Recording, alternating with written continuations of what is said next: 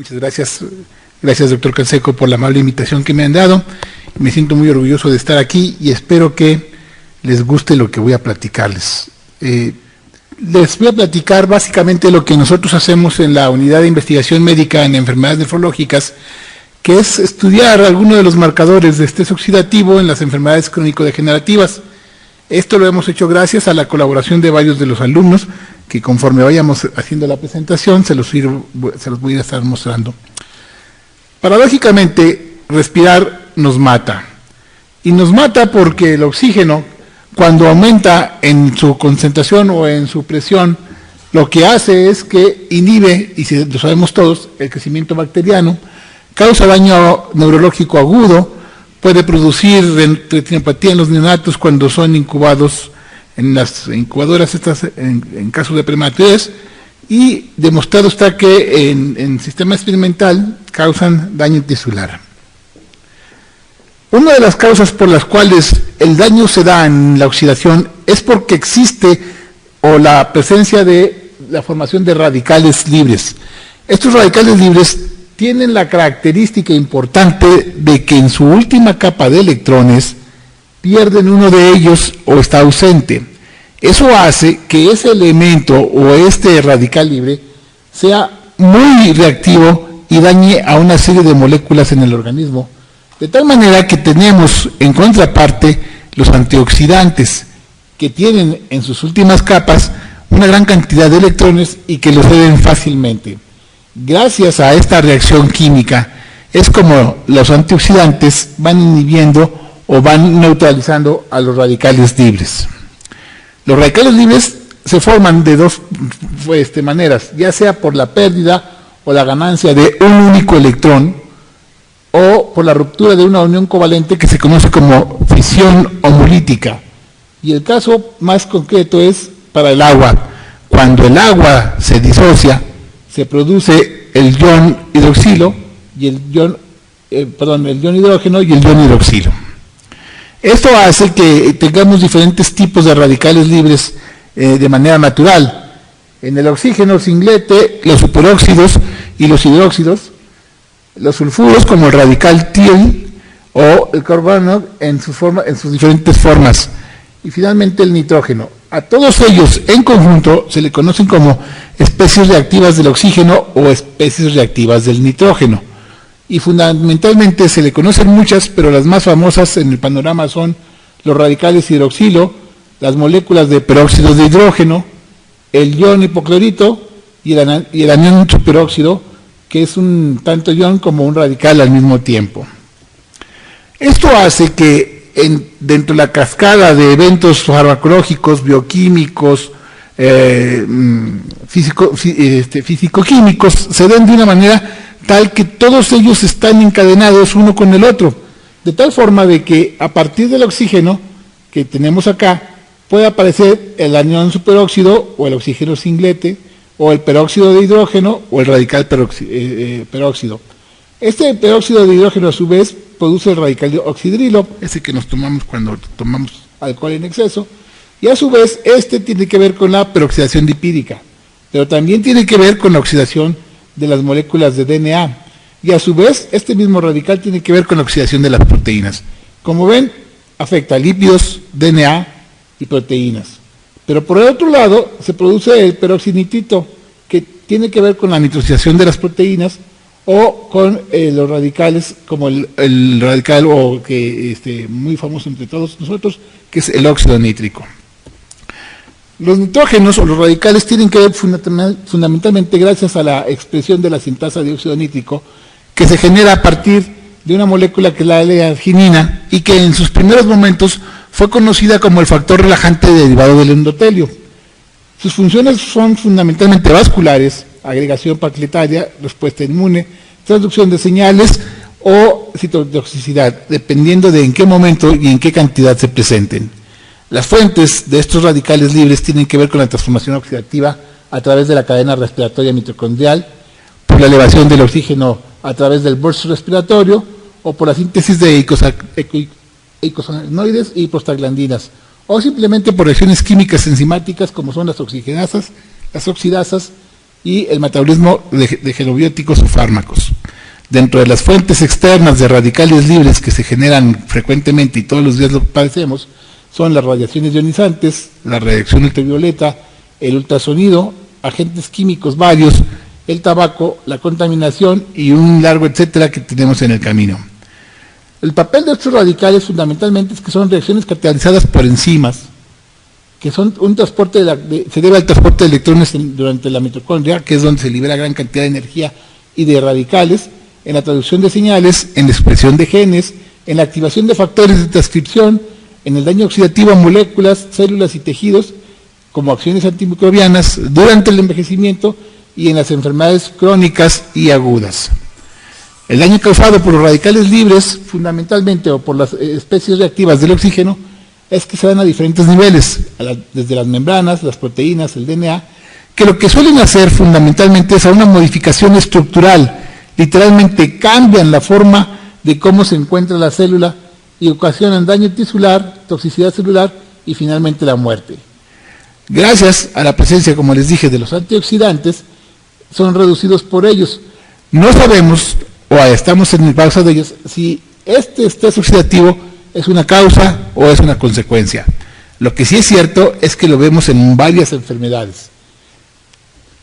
El caso es que dentro de las fuentes enzimáticas de la cadena respiratoria tenemos la cadena respiratoria, la autooxidación de la glucosa, y dentro de las fuentes enzimáticas la NDPH oxidasa, la jantina oxidasa y la ciclooxigenasa, produciendo de esta manera otras reacciones que son debidas a la superóxido dismutasa para producir a partir del oxígeno peróxido de hidrógeno muy reactivo, o a partir de la catalasa, que también es otra enzima antioxidante, agua y oxígeno. De tal manera de que nosotros podemos ver y estudiar estos efectos condicionados fundamentalmente en este daño a las células y a las moléculas. ¿Cómo se dispara una reacción, o cómo se conoce que se dispara una reacción, fundamentalmente la peroxidación de lípidos?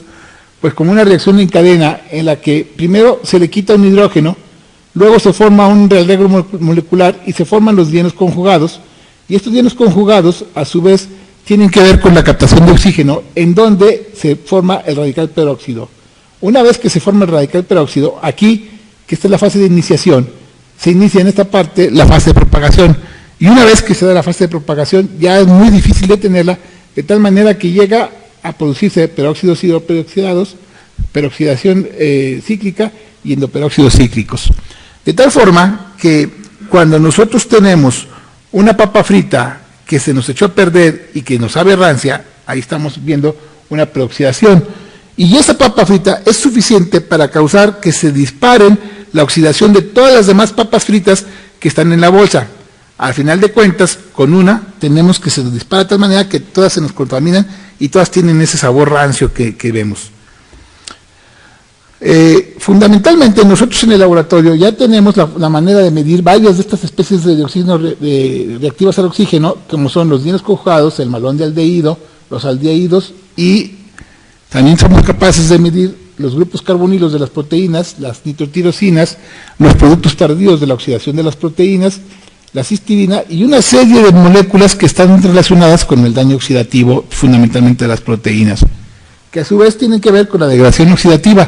Cuando hablamos de que las proteínas se degradan, fundamentalmente se deben a este proceso, porque se modifica la cadena de aminoácidos o se modifican los grupos protésticos de las enzimas y se forma una agregación proteínica o una fragmentación proteínica, o se activan las proteínas de las enzimas lisantes o se estimula la fibrosis, dependiendo del caso en el que se encuentren las células.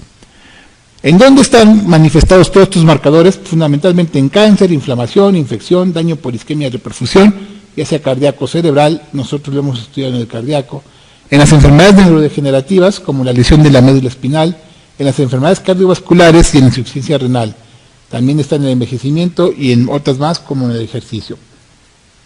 Nosotros, para tal efecto, pues, conociendo toda esta serie de moléculas, nos hemos abocado a estudiar estos marcadores de inflamación no clásicos, o estos marcadores de estrés oxidativo. Y lo primero que hicimos fue buscarlo en sanos. Camilo es un excelente alumno de licenciatura que ya se graduó. Cleto Álvarez, un compañero de la Universidad de Michoacán y del Instituto Mexicano en Morelia. Joaquín Ocampo, un residente de medicina interna del Hospital de Especialidades. Bricia González, no puse el apellido, Bricia González, alumna de nosotros que estuvo estudiando con este tipo de pacientes, el doctor José Ramón Paniagua y su servidor. Lo que tenemos que hacer es ver si los sanos están alterados o no. Lo primero que medimos fue tioles, los tioles como antioxidantes. En la primera columna vamos a ver que somos todos, en la segunda las mujeres y en la tercera los hombres. En la columna de la izquierda vamos a tener siempre el marcador que se estudió y abajo la condición en la que se estudiaron. Aquí tenemos que en el caso de los tioles totales, todos nos comportamos de manera similar. Sin embargo, cuando vemos el óxido nítrico, un agente que tiene que ver con la vasodilatación muy importante, en los hombres es un poco mayor que en las mujeres y es significativamente diferente. De tal manera que esta diferencia hace precisamente que se deba probablemente más a la masa magra que al tejido graso que tenemos de manera natural entre hombres y mujeres. Cuando vemos los productos tardíos de la glicosilación, es decir, las moléculas que se glicosilan, como la hemoglobina glicosilada o semejantes, vemos que todas ellas están de manera homogéneas o similares. Cuando vemos la oxidación de las proteínas, también vemos que son muy similares. Y cuando buscamos los carbonilos totales, que es otra forma de medir oxidación de proteínas, también son similares. De tal manera que empezamos a encontrar pocas diferencias entre hombres y mujeres. Ya llevamos una. La siguiente es la de, la primera dije óxido nítrico. La siguiente es la de malondialdehído. Las mujeres tienen un poquito más de grasa, distribución corporal, que los hombres. Y vean ustedes, las mujeres se oxidan más con respecto a los hombres cuando hablamos de oxidación de lípidos. Pero ¿qué pasa cuando vemos los dienes conjugados? Otra oxidación de los lípidos. En este caso parece haber que no hay cambios entre hombres y mujeres. El peróxido de hidrógeno, que les comentaba que es altamente reactivo y muy tóxico, se encuentra en todos, tanto en hombres como en mujeres, más o menos similares. A partir de aquí hablamos de que hombres y mujeres tenemos solamente fundamentalmente dos diferencias. Los hombres tenemos más óxido nítrico que las mujeres y las mujeres tienen más malondialdehído que los hombres. Bien. Con eso, lo siguiente es ver qué pasa con las enfermedades. Y abarcamos inmediatamente la modalidad de daño renal que más manejamos en México, que es la diálisis. Y tenemos varias formas de evaluar o de estudiar a los pacientes con diálisis peritoneal.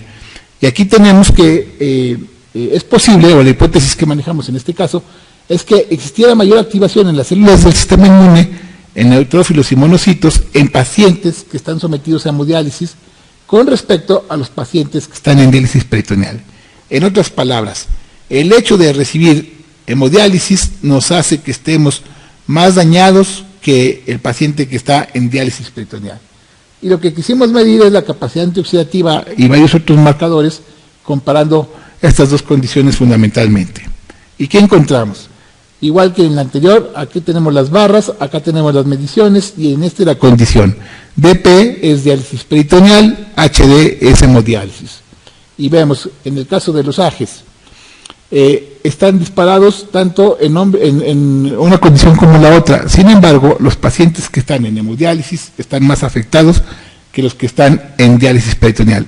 Pero, ¿en dónde están los sanos? Aquí abajo. Las barras rojas indican el valor máximo y el valor mínimo de la población estudiada que les mostré en las diapositivas anteriores. De tal manera que por muy sano que esté el paciente con diálisis peritoneal, está casi 40 veces más elevado que el paciente o que los sujetos sanos. Y el paciente en hemodiálisis está casi 50 veces más elevado. ¿Qué pasa con un marcador muy típico de antioxidante que es la vitamina C? La vitamina C la tenemos aquí en 1.4 con los pacientes que están en diálisis peritoneal, un poco más alta que el paciente que está en hemodiálisis. Entonces, tenemos más vitamina C en el paciente en diálisis peritoneal. ¿En dónde están los sanos? En el tercer piso.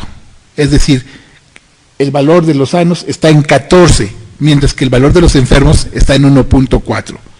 10 veces más, según lo vean, o un orden de magnitud. Cuando buscamos los tioles como marcadores de antioxidación, encontramos que otra vez en las barras rojas tenemos los valores normales, el rango alto y el rango bajo para los sujetos sanos, y vean cómo se encuentran los pacientes cuando están en hemodiálisis.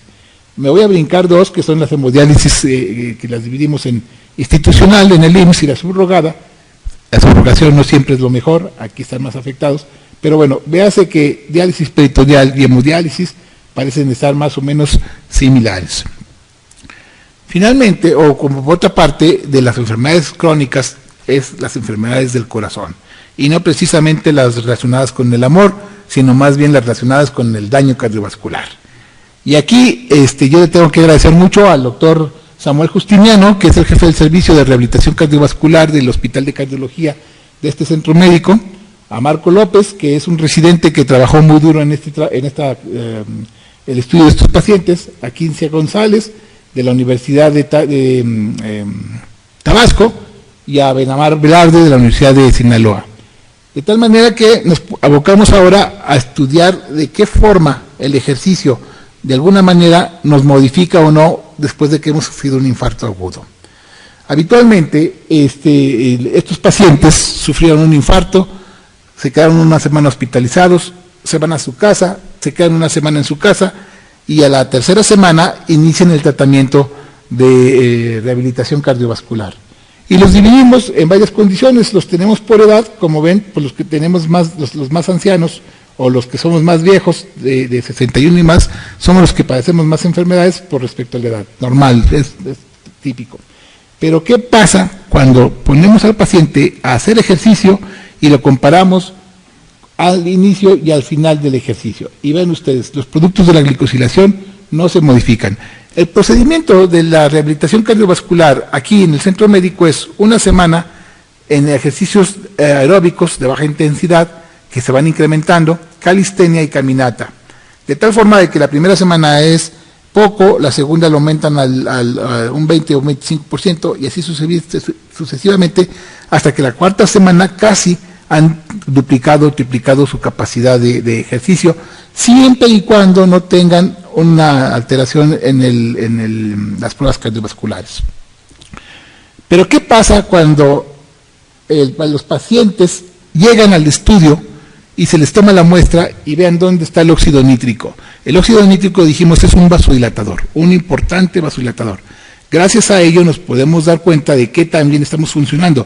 La disfunción eréctil es el primer marcador de que algo nos está fallando y es probablemente algo que también nos vaya a pasar en el corazón, fundamentalmente en los hombres. Así que si tenemos un problema de esos, no nos preocupemos por la disfunción, preocupémonos por el corazón. Bueno, y no salgan corriendo porque algunos de nosotros ya estamos en eso. Entonces, ¿qué pasa cuando nos da un infarto y entramos al ejercicio? Pácatelas. Tenemos 25 micromolares de óxido nítrico. Un mes después, con solo caminar, hacer ejercicio moderado, bicicleta y ejercicios aeróbicos, aumenta prácticamente 4 veces más. El ejercicio sirve, aunque no tenga dieta. ¿Qué pasa con el marcador de oxidación de los lípidos? En este caso, visto como desde el lado de la perspectiva de la aterosclerosis de este tipo de pacientes, bueno, el malón de aldehído está en 90 cuando entramos al estudio, pero después de un mes salimos con 30, baja 2 veces más. En síntesis, parece ser que el ejercicio un mes después de un infarto funciona. Y déjenme decirles que además esto está relacionado con una pregunta que nosotros no evaluamos, lamentablemente, y que esperamos hacerlo con la ayuda de ustedes, que nos decían, oiga, ¿ya puedo? Sí, señor, claro que sí puede, y se animan mucho, ¿no? ¿Qué pasa con el glutatión, el marcador de la antioxidación? Pues aquí lo tenemos. Entramos con un glutatión alto y dicen, ah, caray, ¿cómo? Pues es un antioxidante, qué bueno que está alto. Ah, pero los antioxidantes se disparan si se disparan los marcadores de oxidación. Es decir, un antioxidante no significa que esté bien, sino que conforme nos estamos oxidando, pues nuestros antioxidantes están elevándose. Si dejamos de oxidarnos, los antioxidantes bajan.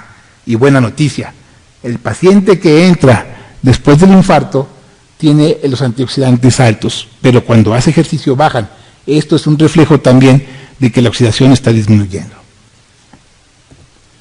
Finalmente, tenemos que pensar que la oxidación, no existe un equilibrio entre un lado y el otro, no necesariamente en el número de moléculas, sino que están iguales, balanceadas, de un lado los prooxidantes y del otro lado las defensas o los antioxidantes.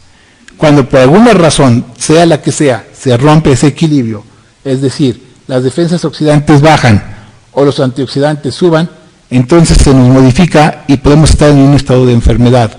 El estado de enfermedad en este caso lo podemos ver o lo podemos evaluar por un daño bioquímico, fundamentalmente por el daño oxidativo. Finalmente, y yo les quiero agradecer su atención, pero nosotros en el laboratorio tenemos interés, entusiasmo y buena voluntad. Tenemos ideas, tenemos en dónde trabajar y tenemos con qué. Solo los estamos esperando ustedes para quienes quieran colaborar. Les agradezco sus atenciones y estoy para servirles. Muchas gracias.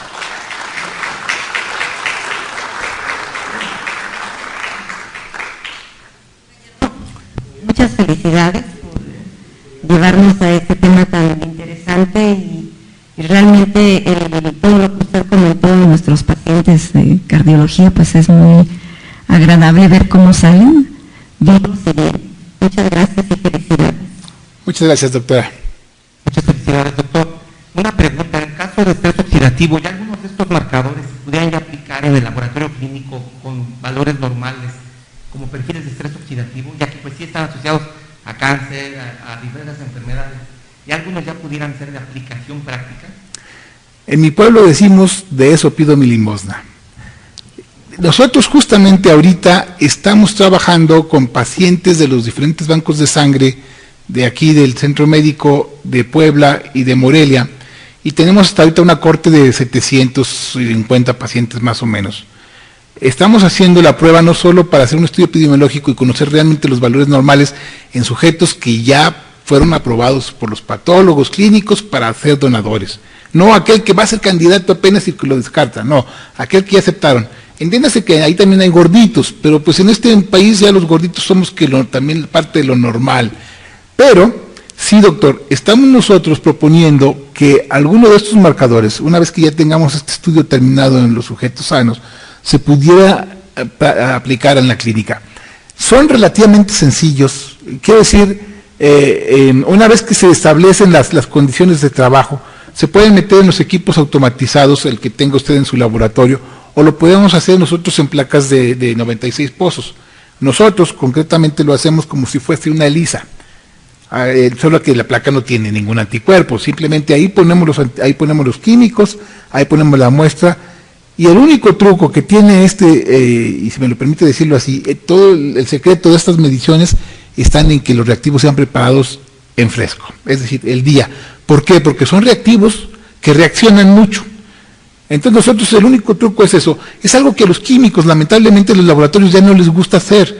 Yo recuerdo cuando muchacho, y ustedes también, entrábamos a los laboratorios y olían a orina, y a plasma, y a químicos, y hoy entra uno en un laboratorio y huele a oficina, a papel, a lápiz, a ferormonas y a sudor, pues, pero ya no huele a orina, ya no huele a sangre, y me da mucha tristeza porque cuando se nos descomponen los equipos ya no nos queremos mojar las manos. Aquí todavía sí se puede, es relativamente fácil, son técnicas que en manos finas y bien capacitadas se montan en una semana, doctor. Yo pienso que, y eso es lo que estamos proponiendo, los podamos usar como marcadores de inflamación no clásicos.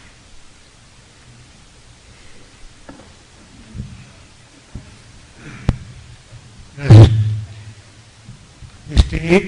Muy interesante su plática, doctor.